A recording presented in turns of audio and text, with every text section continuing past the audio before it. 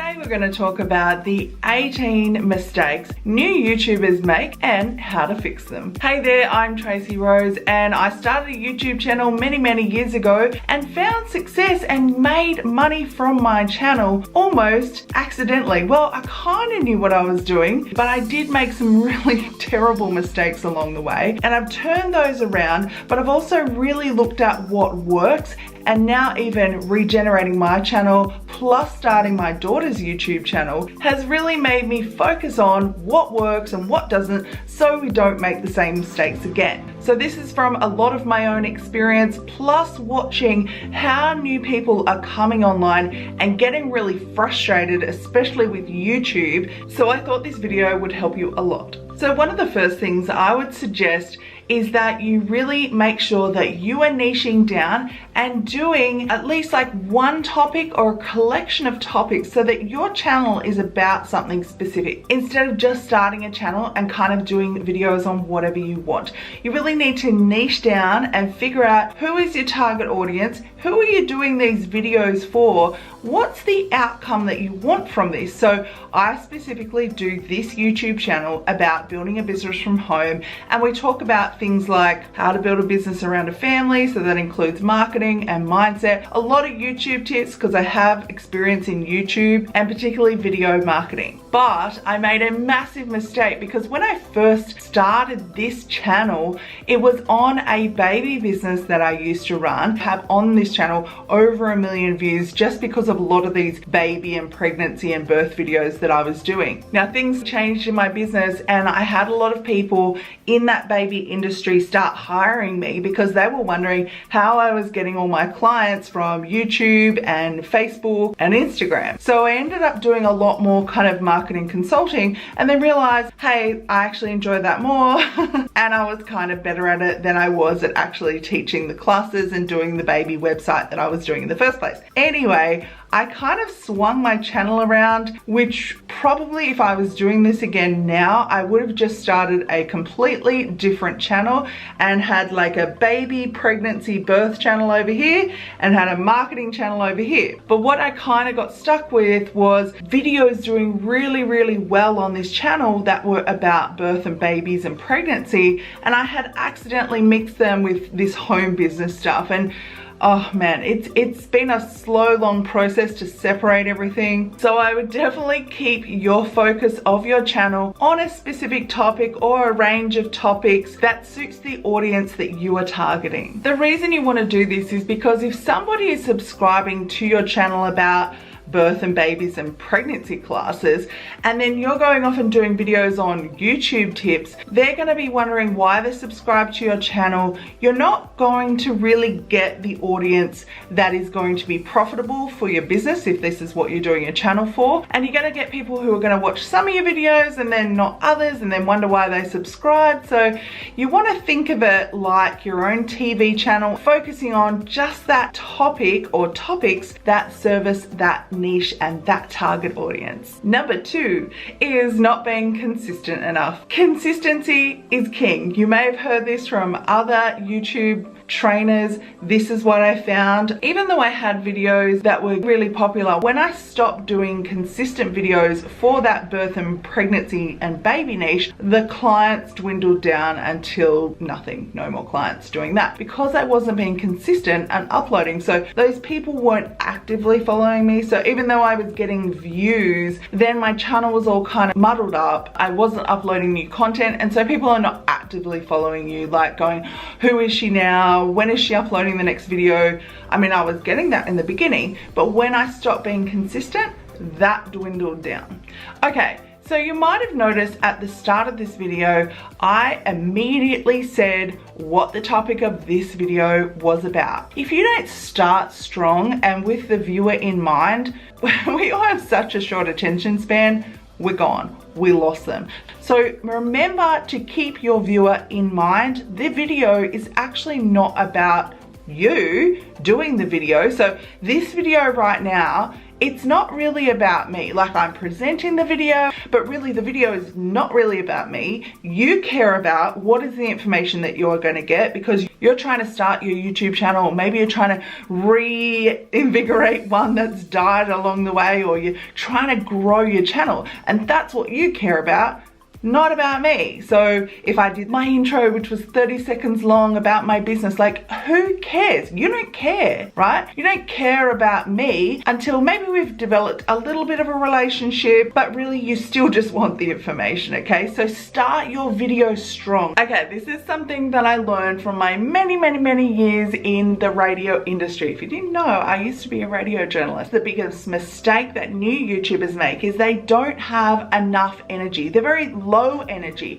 And I'm not saying put on, you know, some kind of fakeness in your videos, but what I would say is start your videos with good energy, be your best you, or kind of give maybe like 120%, okay? So when I'm talking to someone in the room, I'm still me, but for the camera, I'm probably just going that little bit extra to make sure that you're enjoying the video, the energy is coming out. You know, if you struggle with low energy in your videos, often I stand. Remember to smile in your videos, get excited about what you're sharing in your video. I actually really love this tip because I've been teaching my daughter how to do this right now. So she's just started her new YouTube channel. I will link in the description below. And she's been so super cute. She's obviously watched me for a very long time on camera. And when I've been filming her, I'm like, where are you looking? Because sometimes she'll be looking at herself in the viewfinder, which for this camera is above the lens, the screen part. So if I'm looking at the screen part, this is what it would look like. So it would kind of look like that maybe I'm talking to your forehead and not really looking at you in the eyes, because I'm more distracted with how I look on camera. That's not nice, is it? So don't do that. Make sure that you are looking in the lens. Yes, this takes a little bit of practice sometimes because it's not really natural to actually look at a piece of machinery and pretend you're talking to a friend, but that is the skill that you've got to learn. One mistake sometimes I see people making is they don't think about what is their background for on camera. So when we were starting my daughter's YouTube channel, I was wanting to think about, what does she want her videos to look like pretty consistently? Now, if you're doing videos out and about, that's totally fine. Just make sure that you're not gonna go film a video in front of a public toilet or something like that. I like to think about different backgrounds and how that suits the type of video that you're doing. This is nothing fancy. You can absolutely just do a plain wall. In fact, I've been coaching a little boy. He's been starting his own YouTube channel lately. And I talked to his mum about, well, where's he gonna film his videos? And so he swapped his room around a little bit. So he's got his desk where he can put his camera on a tripod and film his videos. And he's just got a blank wall behind him. But in fact, I talked to his mum and they're talking about maybe painting that wall a certain color or doing some wallpaper on that specific wall. Now, I do have a video on video backgrounds. I will link that below. I've thought about, you know, this is my office area. So these are the types of things, like I'm very beachy. There's kind of a color scheme that I go with. Yes, I know I've got a toy there because we had a whole setup with my daughter's stuff, which was all like pink and silver and aqua and sparkles, and it was super cute for a little girl's channel. I do have some backgrounds as well, some drape backgrounds. What are they called? Backdrops. I do have backdrops as well. It's not really about going, oh, I have to have this or I have to have that. It's just clean up the space behind you and find something that is aesthetically pleasing for you to do a video in front of. Number 7 is not doing any planners. Planners? Planning, not doing any planning. I see a lot of YouTubers, a lot of people trying to do video and they don't plan anything about how they're going to do videos. They just kind of want to wing it all the time. I guess that's good to kind of get started, but winging it long term is not a plan. So let me give you an example. When I'm starting my daughter's YouTube channel, we planned out, you know, what do we want her channel to look like? Who is the type of people that she wants to watch her videos? Obviously, she's targeting other kids and especially girls her her age. And this doesn't have to be overcomplicated either, but we just literally wrote down some topic ideas. So I like to write down content buckets. We talked about what are her passions. She likes doing DIY, so that's kind of one content bucket. Another content bucket is gluten-free cooking. Within that content bucket, she can do all these different recipes. She loves doing slime videos, and then that makes it heaps easier to come up with video topics. Now this kind of rolls into not thinking about branding. So I see a lot of people just start their YouTube channel and they don't think about their branding, they don't set up their channel properly, they don't think about their color scheme. But I guess what I've learned is you plan some of that branding first up so that your channel looks great. Like, you've got to kind of think about your channel, like I said before, like a TV show. So if you go to my channel, you kind of get a good idea about what my channel is about, what the topics of the videos are going to be about. How I do my thumbnails is all very similar, so that you want to click on it and you kind of have this familiarity about my channel. And the same with my daughter's channel. It's all very much her color scheme and very cute and girly. You kind of know what you're gonna get. Number 9 is your upload schedule really needs to be at least a minimum of once a week, preferably on the same day. But also, I know being a mom, sometimes that's not always possible, but if you can get out one video a week, you are going to stay top of mind of people, and people are going to regularly look for your things. And if you stop, they're going to be wondering, where are you? When I stopped doing the baby and birth and pregnancy videos, I did have people reaching out to me, people who have been followers, literally messaging me going, are you okay? What's happening? I haven't seen any videos from you for a while. And at that stage, I was kind of at this turning point and didn't know what I wanted to do. I knew I was moving in a different direction. I'm so grateful that I had been super consistent to gain that type of following that really looked for my stuff. You don't need 1 million followers. If you ever heard that term, like, you really just need your 1,000 super fans to really grow a channel and a business that is profitable. Here's the thing though, and this is the 10th mistake. A lot of people in the beginning can come up with a really unrealistic schedule about how often they're going to do videos. I've worked with some incredibly talented people. They put these unrealistic pressures on themselves, saying, I'm going to do 3 videos a week. But they're like a mom with young kids and they're predominantly doing all the housework, or their kid has extra special needs and they work 2 jobs as well. And there's just like, you know, you can do it. You can absolutely do it. If you're super focused, if you've planned, if you've scheduled, maybe you can outsource the editing and the uploading and the SEO and things like that. So I'm not trying to put you off and saying you can't do that. Like, you could do daily vlogging if you wanted to. I'm just saying that's a really big job. You've got to be able to set these things that fit in with your lifestyle so that you can be very, very what? Consistent. Mistake number 11 that new YouTubers make is not doing videos because you're waiting until you have the right gear. I know that I've done this sometimes, and I actually have conversations with people who are actively not doing anything because they don't feel like they have a good enough camera. I can tell you now, for about 7 years, I just use my phone, and I know people that are really into gear would probably absolutely cringe at that sort of thing. But I can tell you now, when I was consistent, even with the crappy gear, and it's not even that crappy because a good mobile phone can do 4K quality filming, and that is amazing. My phone that I have right now actually films better than some cameras on the market right now. Okay, we're up to number 12. This mistake that many new YouTubers make is not doing any editing in their videos, and you're leaving out a lot of dead space.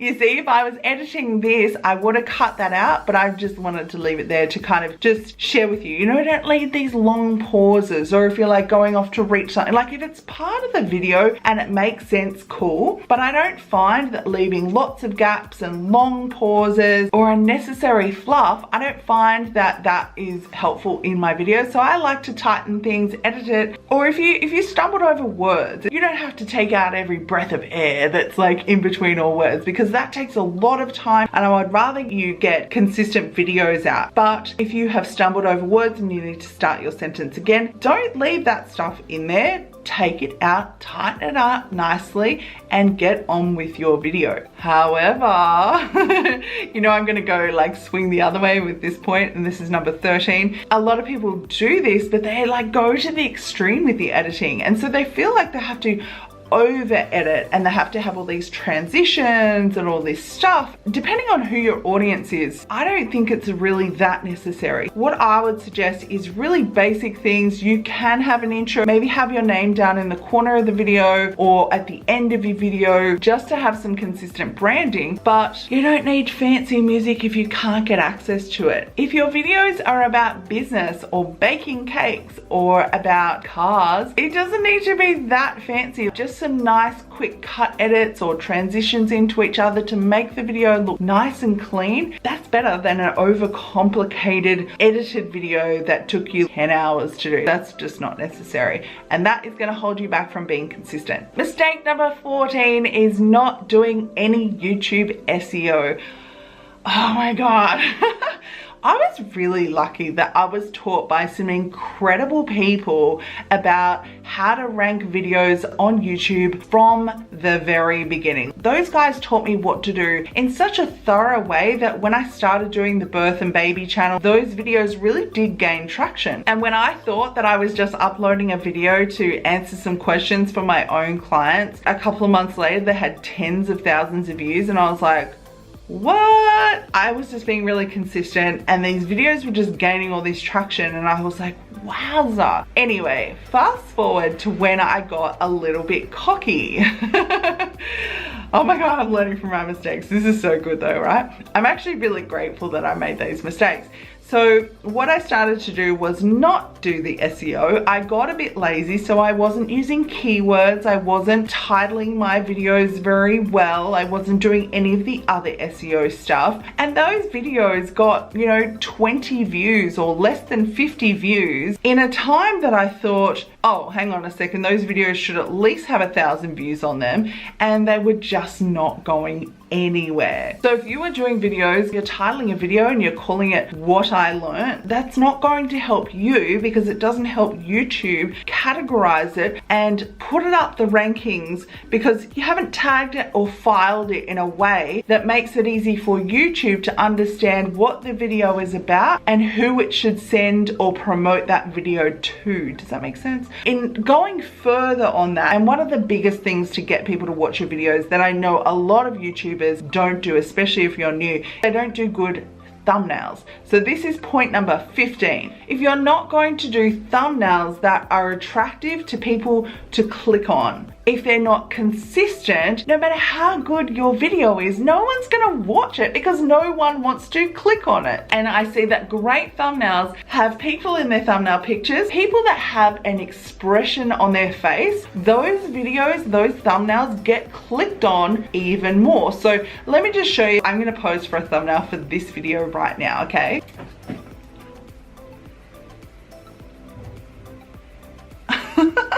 Alrighty, we got 3 more mistakes, and one of those mistakes that new YouTubers make when they're trying to grow their channel is they spam other channels.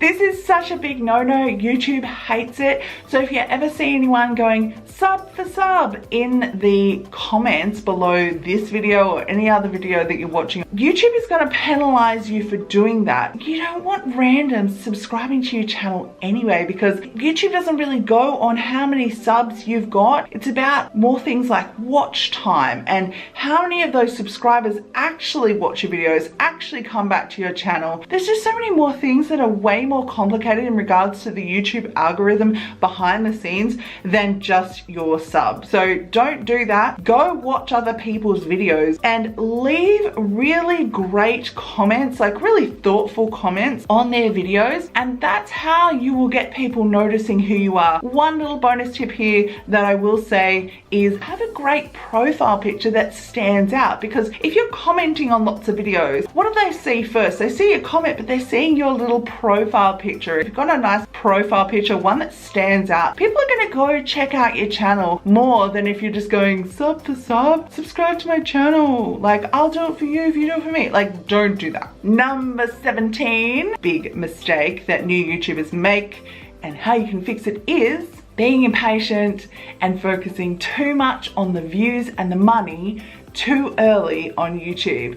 And I know that a lot of us come onto YouTube because we want to grow our business, and that is totally cool. You know, you're not going to earn $1 million in 3 months on YouTube. Unfortunately, if you're not already a personality, if you're not already a celebrity, or not had already a massive following from another social networks. But what I have found is that the leads and the sales and the customers and the clients keep coming for years and years to come, and it depends who you network with and when YouTube kind of starts to promote you. You know, is anyone's kind of guess. If you just keep putting in the work, that is going to serve you really, really well long term. Be patient, be consistent, and it will work for you, but don't get caught up in all that stuff in the beginning. And the last one is thinking you need a viral video or 1 million views on your videos to be successful at YouTube. In fact, I've got a video that talks about how to make money even if you have a small YouTube channel. I will link that below in the description as well. I know that Amy Landino talks about this in her book of Vlog Like a Boss, and I've read that multiple times. It's really, really cool. I will put a link below in the description for that book. But I also did a video on how to make money on YouTube even if you have a small channel. Consistency is really king. I talked about this in the start and the middle and now the end of this video. This will give you a clue about how important consistency is. It's not about if you have a viral video, it's not about getting 1 million views. If you had 10,000 views on videos that were really ultra targeted and you had a great service that those people wanted and could reach you for, then you will make money from your YouTube channel without needing to go viral. So I hope this video has helped you today. If it has, give us a like. And if you're new, make sure you subscribe to the channel and click on that bell, because then you won't miss out on any of the videos that I upload. As always, thank you so much for watching. I really appreciate you, and I'll see you in the next video. Bye.